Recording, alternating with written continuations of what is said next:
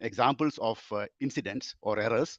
And then we talk about the evolution of process safety, the story so far. So how safety has improved over the period of around 40 years, which is typically my career as well. So I'll have that sharing. Then what is the next step? How we further improve safety from paper to people. Then we talk about some, we already hearing a lot around safety one and safety two. What is it all about? So we'll have a discussion on that. And then we will dive deeper into human performance. And then what are the key principles? And then more than the theory part, I'll try to focus on the application part of it. Where can we apply human performance in safety? And what role you and most of you, I think, also into safety and process safety management. So what is your role? How can you improve? How can you help in improving an organization's safety culture? So then we'll have a conclusion. So far, okay, no? Yeah, you're all hearing properly, I believe. Okay, so let us start this safety moment with the first example of an incident. So this is a Latin American flight, which is a Boeing 777 aircraft, which was just about to take off from Milan on 9th of 2024. This investigation report was just published recently, about a month ago, where they found out that the crew is not any rookie crew. They were actually experienced. A trainer was available of pilot trainer as well as a pilot on training and another crew, another senior pilot. So they were there on the cockpit, and while calculating the payload, or the load that they are going to get after the the taxiing part of it, so they made an error. They made an error of around 100 ton in calculation, which basically they came to around 228.8 instead of 328, which was really the actual payload. Now, the crew, what the investigation report mentions very specifically is that the crew, one of the crew member announced it aloud. What is the number? And based on that, they put the input into the system, which gave them the calculated velocity, or the speed that they needed to take. Since the initial number was spoken aloud, and then people have recorded that number, they got, everybody got the same number, that what is the the speed that they are going to take. So instead of around 172 kilo knot, or knot, or they used actually 145. That is what the investigation report says, to use it, and that was not sufficient enough, and it basically led to a tail strike on the aircraft, in the while it was being flying, and then a significant damage to the aircraft had happened. Yeah. Let us look at another example, and this is not from our safety field. It is from another, outside of our industry, from a hospital, where a surgery was done on a hip instead of spine. And this was in the Times of India just recently, about a week ago, how an experienced surgeon making a mistake, yeah, where the similarity of the patient were aligned. Actually, the knee was equal, and also the room number was slightly like 17 versus 71. And together, all these factors made created a condition that the surgeon made a mistake. And instead of operating on a patient A, he operated on another patient. Yeah, again, a mistake. The third one is, again, closer to our kind of industry, where this is a LPG tank which needed to be drained, yeah, and on a frequent basis, on a daily basis. And the way the draining was happening is that the person has to go and knee, below that area, so that, and the valve which was there was a spring loaded valve which needed to be hold in place. And that was done on purpose on the designer, by thinking that it will only about 5 minutes of time that they need to do that. But later, the water content was higher, and then they needed to about 20 minutes of time. And you can imagine that, in a ergonomically difficult place to hold the kind of a valve for so long.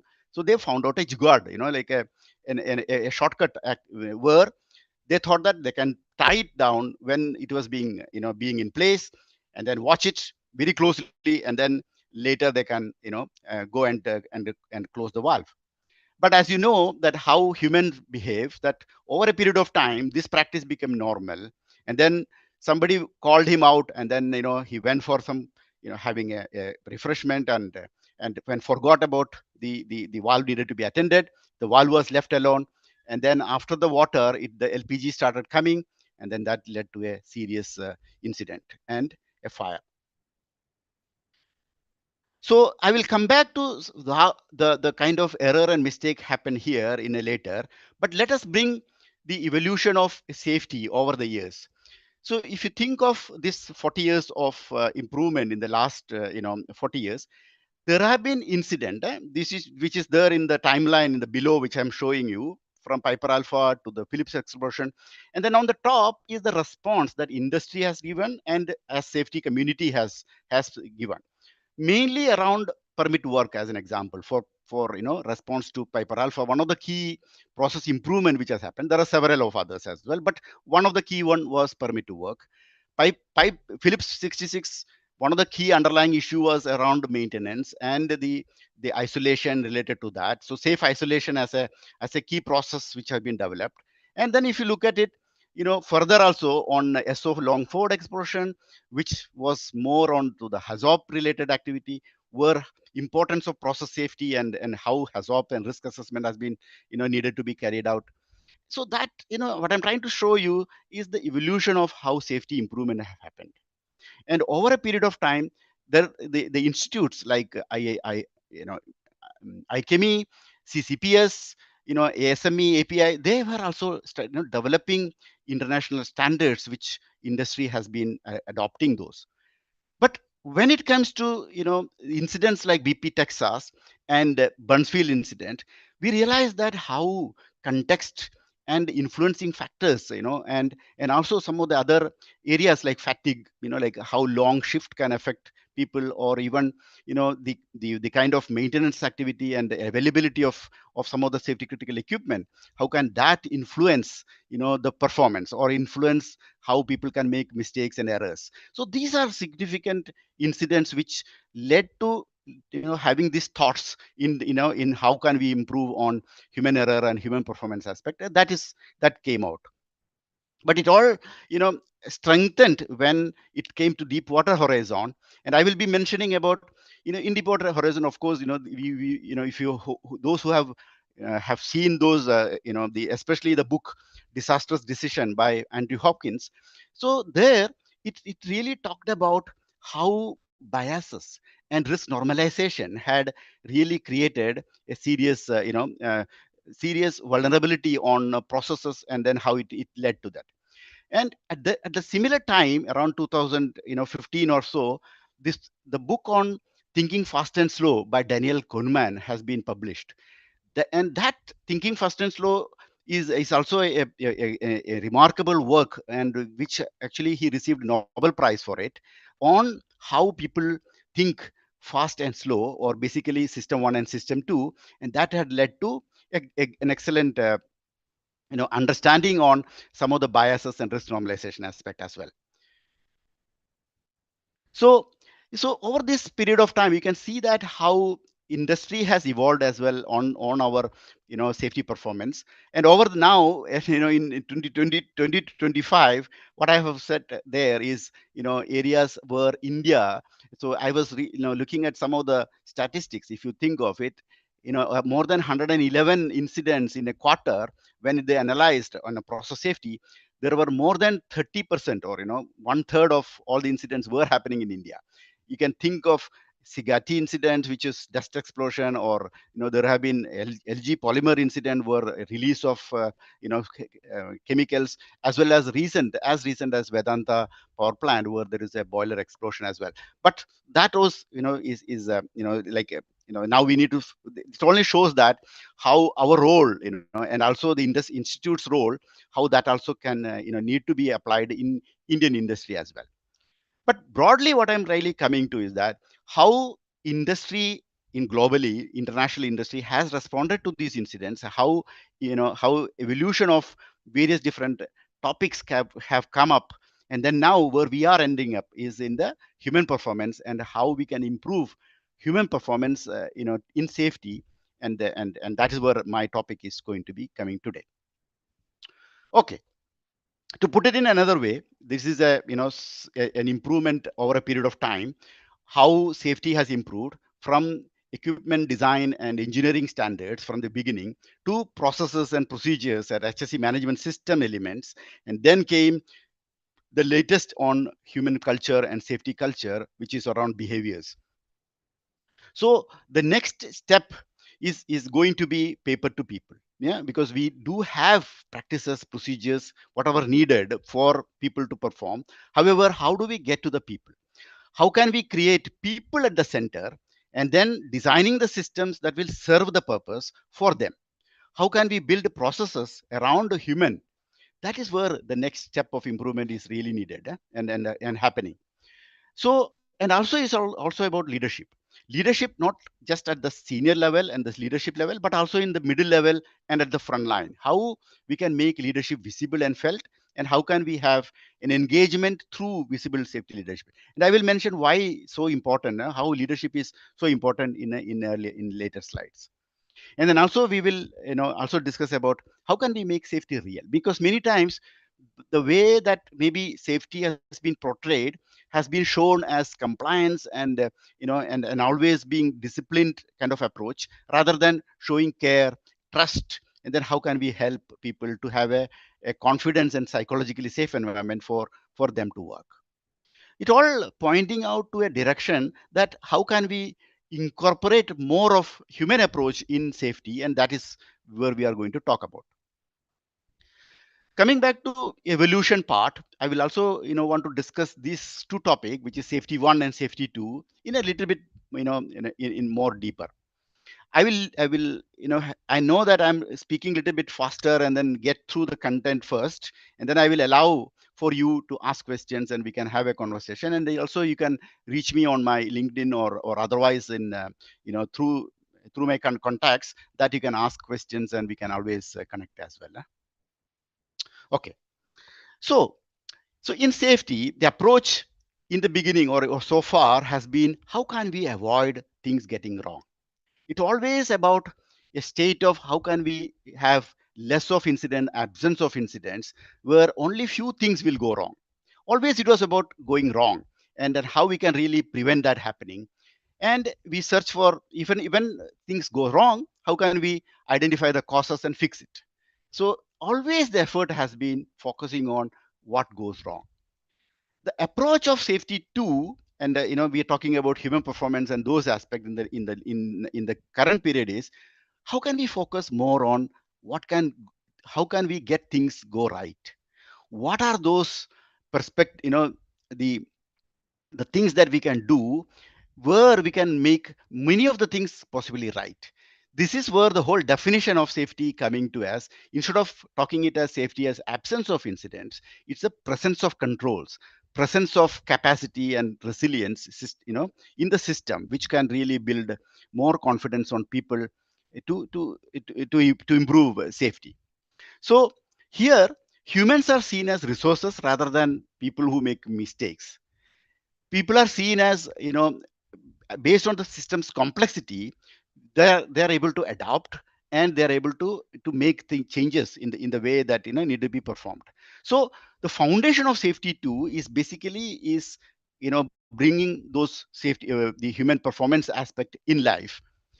So these two topic, even though I explained it as two different varying thinking, but it is actually speaking is a complementary to the earlier thinking of how we are avoiding things. So it's not that what we were doing earlier was mistake, but it's also about how can we transform from what we have been doing to a new way of doing things, which is more focusing on the things that can go right. So this thinking, and I'm bringing some of the thinkers in this area, Dr. Todd Conklin and Professor Sidney Dekker. So they were the leading advocates of doing safety differently, and this new lens on safety. So basically, I talked about those safety is not the absence of incident, but the presence of controls, defenses, and organizational capacity. So that all is something we have control. We can make sure that the barriers are inspected, checked, and make sure that it is working, rather than thinking about what can, how can this go wrong. So it's more about what workers can do and provide a solution, rather than really looking for how only incidents or major incident could happen. So I don't want to go too much into deeper in this. And if you have any further questions, you can always ask. So it is really building those positivity in safety, from minimizing failure to maximizing success, from controlling people to supporting people. So this kind of approach is a new way of how we can really have the organization being celebrative about safety, rather than being thinking of constraining or compliance based safety. Yeah. So coming back to my initial examples of how people make errors or shortcuts. So here, people always are the resource who make sure that our facilities are run in the right time. So for example, it's about human and their magic thinking, and then intuitive kind of actions, which actually helps many times our day. So for example, if my computer is not working properly, I can call my computer specialist, who comes, do some magic, and everything is working fine again. Things like that happens in a operation facility as well, where people would, when there is an operational issues, or a or something need to be checked up, we call the right person, he comes, and then he saves from a major shutdown or production loss or something, and then we hail him as a hero. But sometimes they make mistake, sometimes they may take a shortcut, thinking that they are doing the right thing, because they have might have normalized the risk, or make an error, or take a shortcut. So that is where we really wanted to to understand why people make those mistakes.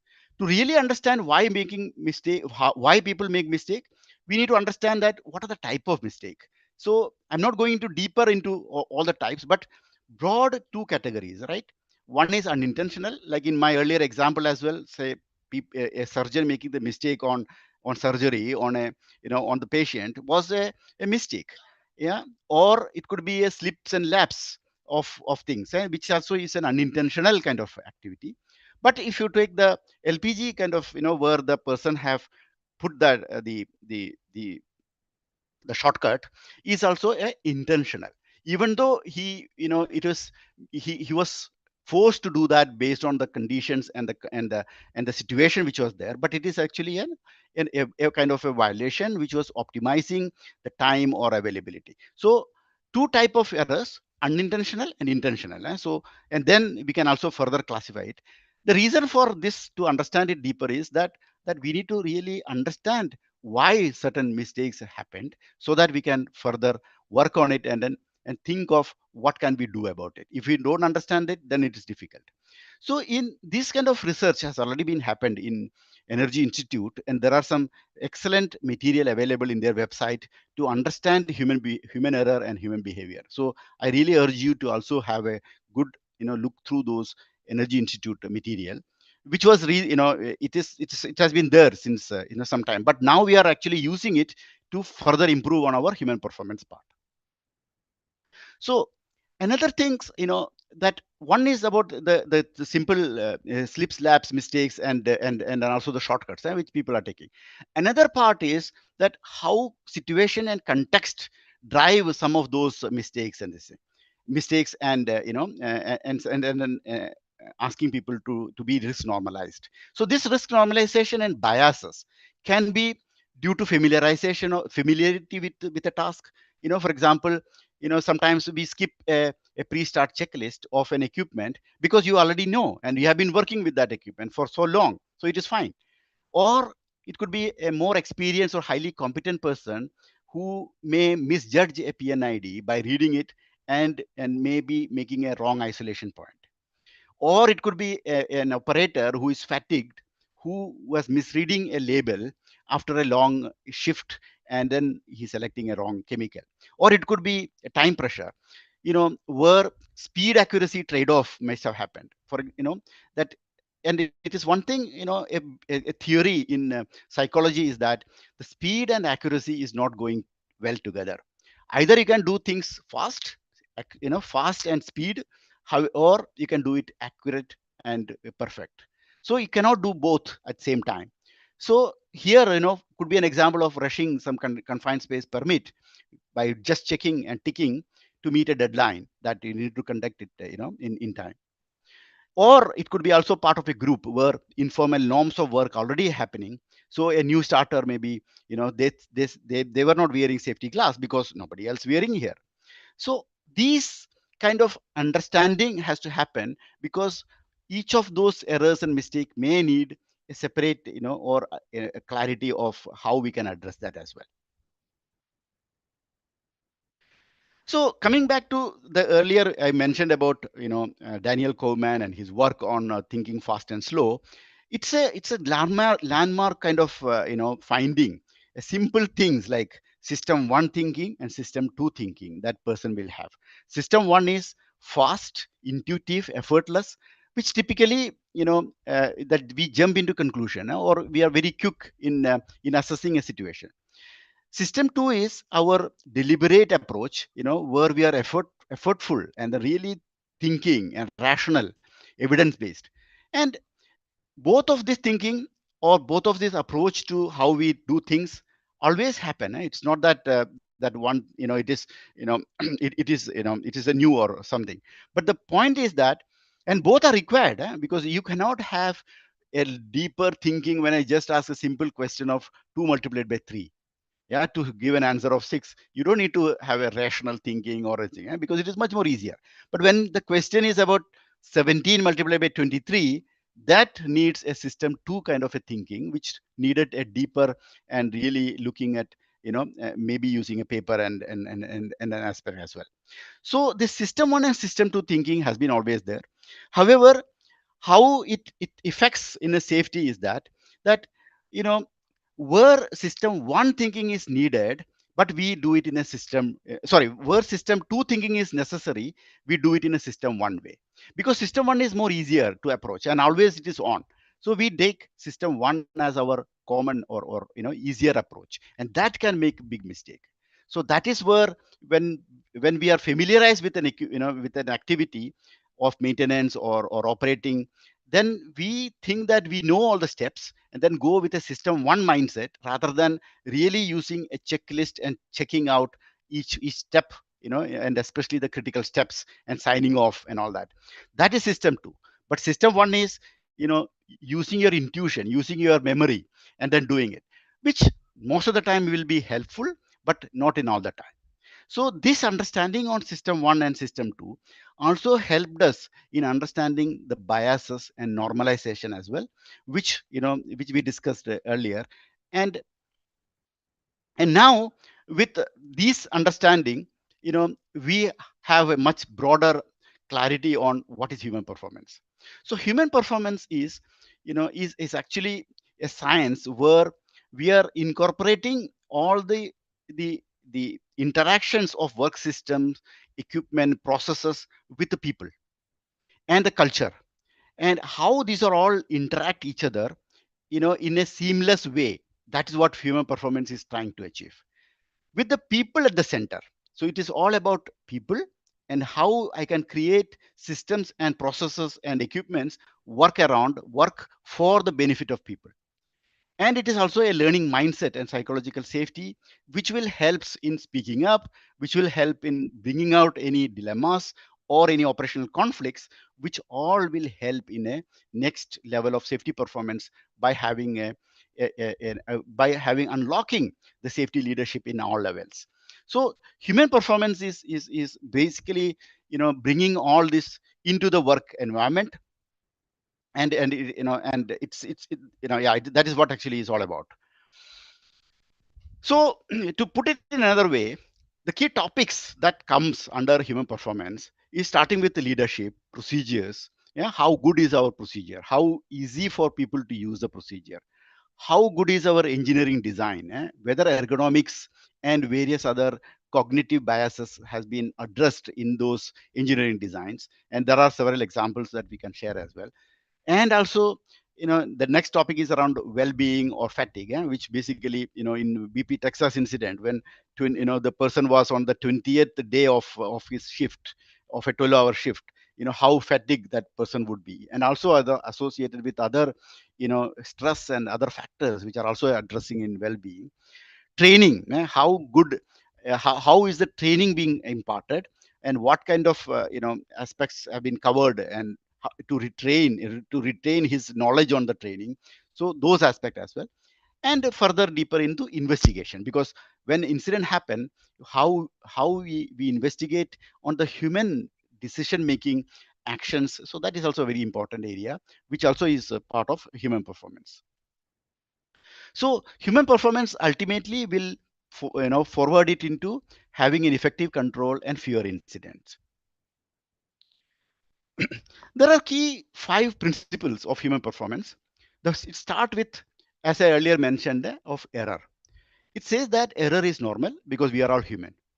Even the best people make mistakes. So, and mistake is not a choice, that people want to do a good job, but there are conditions and influencing factors that make the error. And that actually forms the principle number 2, which is around context.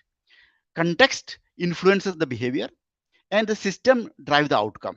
So it's always the context, and we discussed various different incidents where the context has been such a way that people have to make those kind of shortcuts or errors, and ultimately it is the system that will decide what could be the outcome. So resilient system has to happen so that we can catch the error well in advance. For example, the earlier in an example which I mentioned about that Latin American flight, when the person have told about that error and 100-ton difference, how can the system still capture, because the assurance has to happen in an independent way than it is done in a group thinking approach actually. Yeah. Then the third and fourth is linked, blame and learning. So you can only respond to an incident, either you can blame or you can learn from it. And always our approach should be on learning, because blaming fixes nothing. And the last principle is about how we as leaders respond when a failure happens.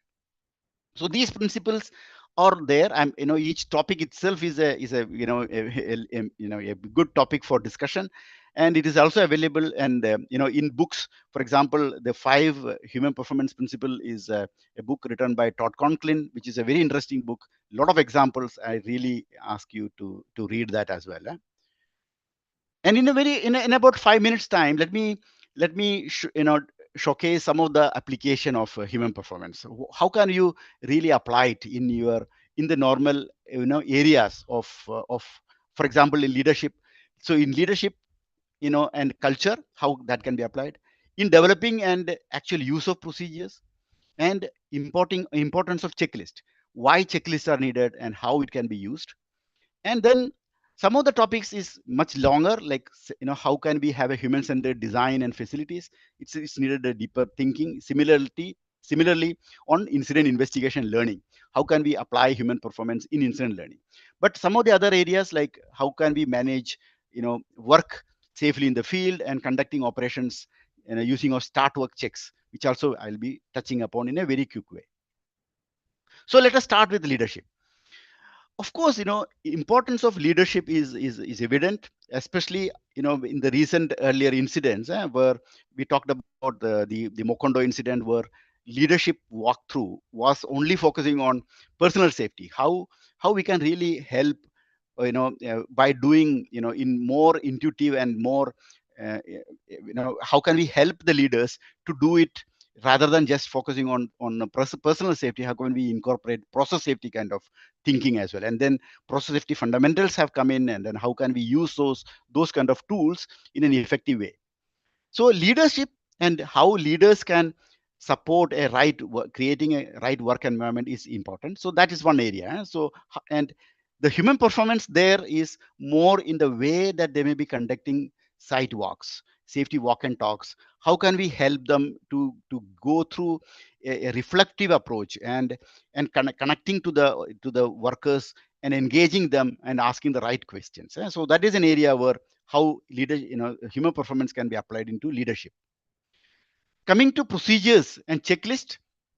So, most of the procedures, it needed to be, and most of these are done at the office rather than really involving those who actually need to do the work.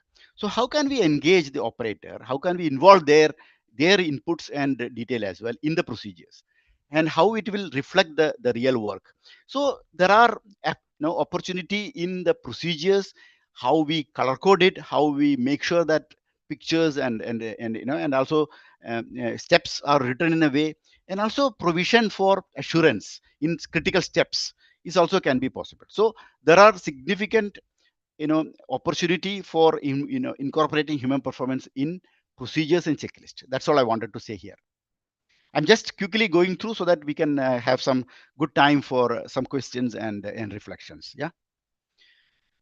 Checklist is is always a neglected kind of a baby, yeah? Because we always think that checklists are waste of time, and always people will just tick the box and tick tick tick. That's how typically done.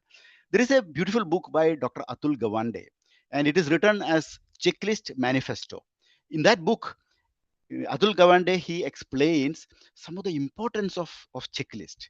Especially, he shows that in critical activities like in a surgery, how the checklist helped him to do certain task in a structured way, even when very complicated medical cases have come in. So, importance of checklist has to be explained. So, for example, would suppose in the you are sitting in an airplane and your pilot is announcing that I have been doing this checklist all the time, but today I'm not feeling like doing it, and we will just fly because I have 5,000 hours of flying experience or 10,000 hours of flying experience. Would you sit in that airplane?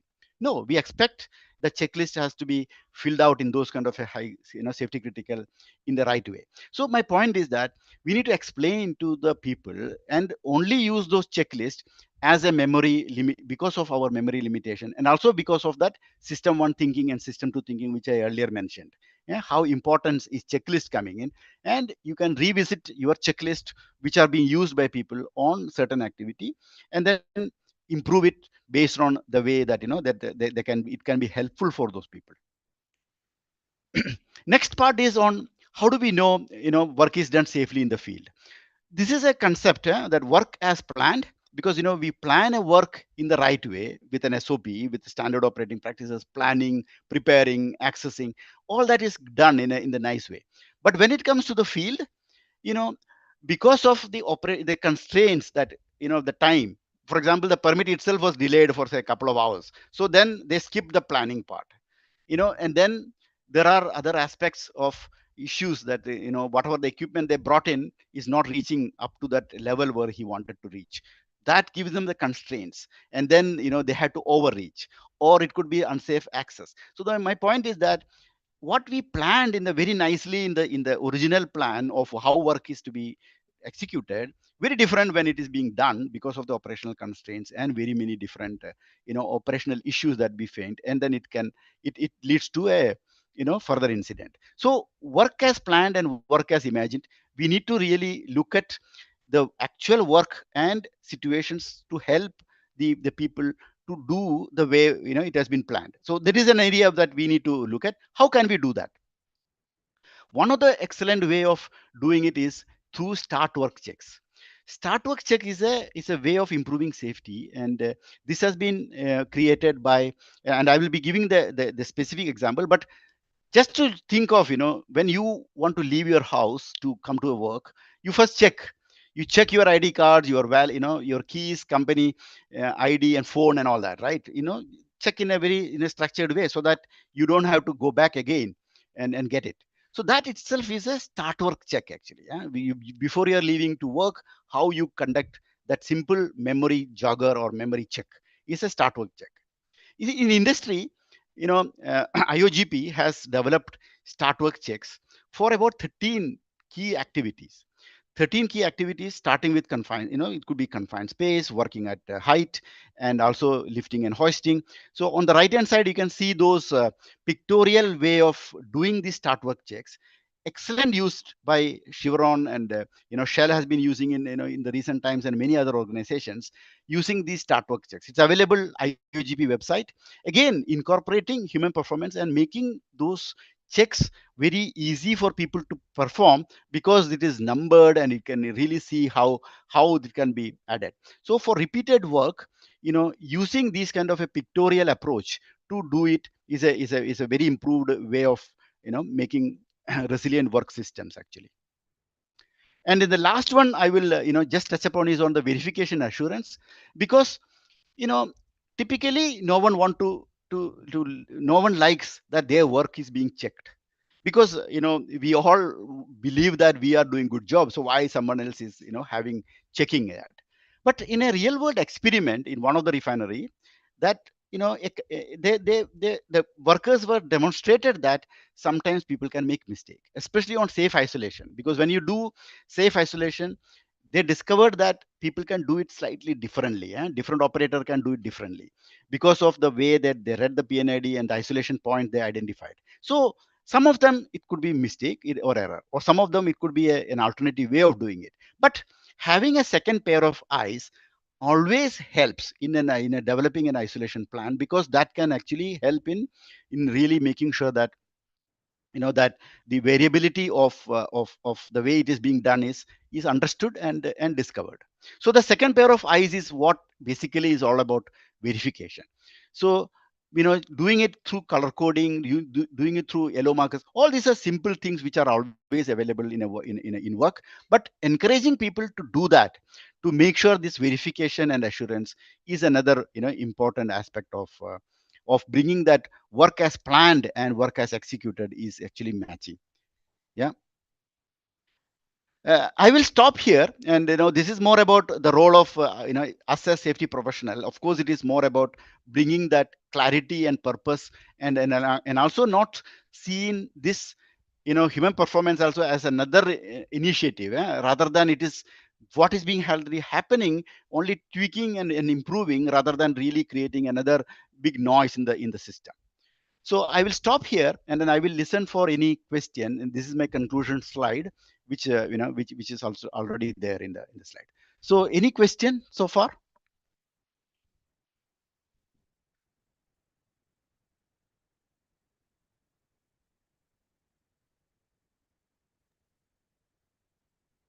Um, if there are any questions, either post it in the chat box or you can feel free to unmute yourself and ask the questions.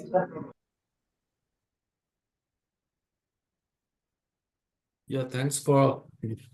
I'm Rajarshi Ghosh. Thanks for the wonderful session. First, lack of focus. How to enhance focus.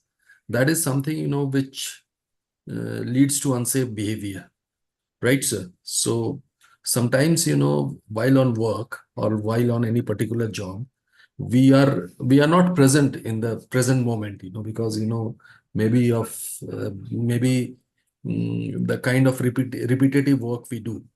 So how do we address this in a realistic way?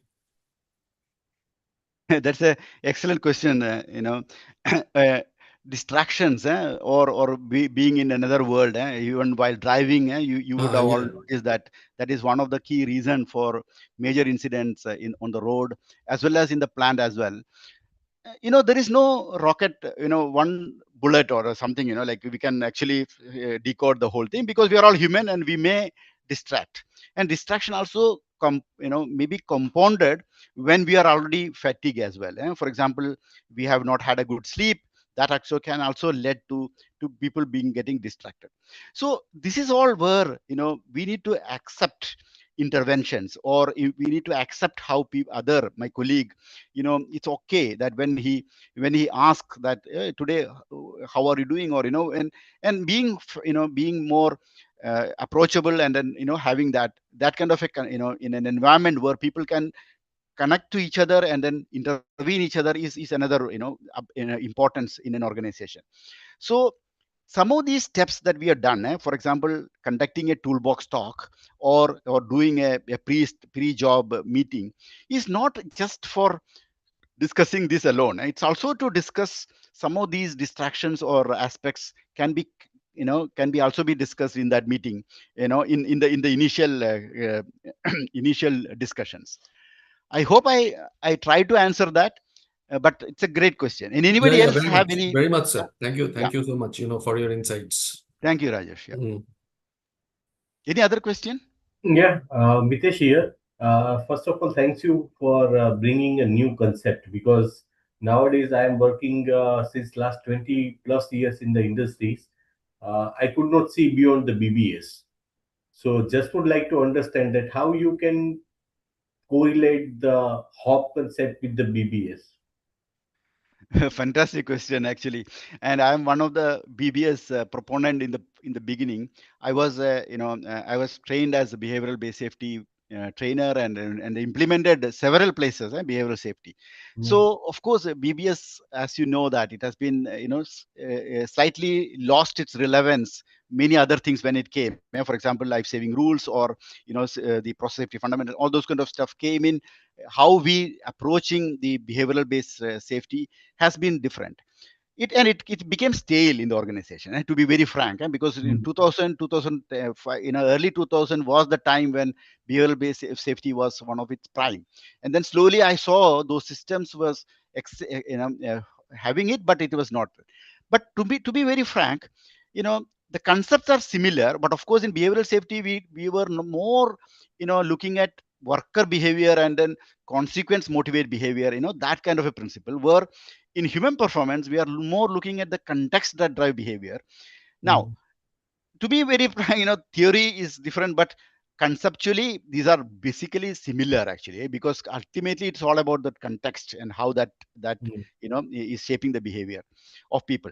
So to be very frank, you can actually remodel your behavioral based safety already implemented through your behavioral based approach, and implement some of those additional aspects of how we can support the just culture model.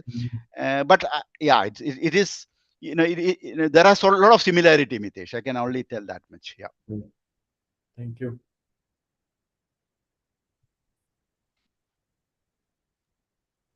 If there are any other questions, please unmute yourself.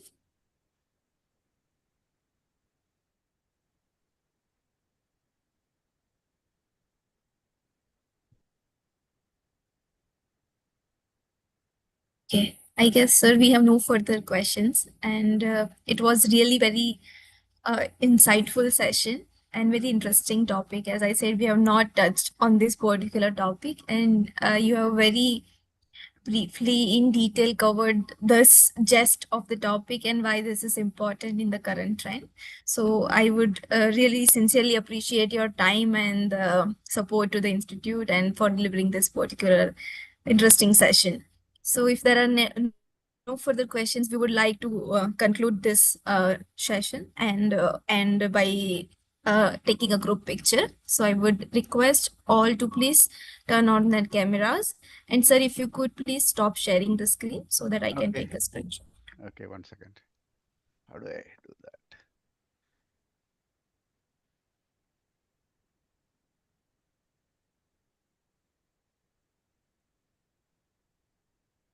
Okay. Yes.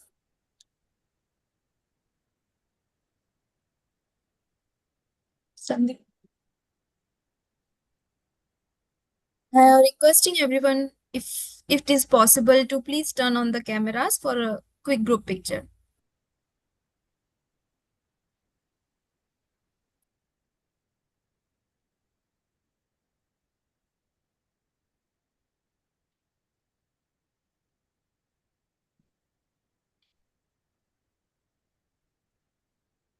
Okay, perfect. Thank you so much, everyone, for joining for this interesting, wonderful session and for your active participation as usual. We look forward for our upcoming knowledge sharing program so that you benefit from it as well. So thank you once again, sir, for joining and accepting. And thank you to the participants for with the patience and the hearing and participating in the program. Have a Thank nice you. day. Thank you. Thank Thank you. you, everyone. Thank you very much. Okay. Thanks a lot.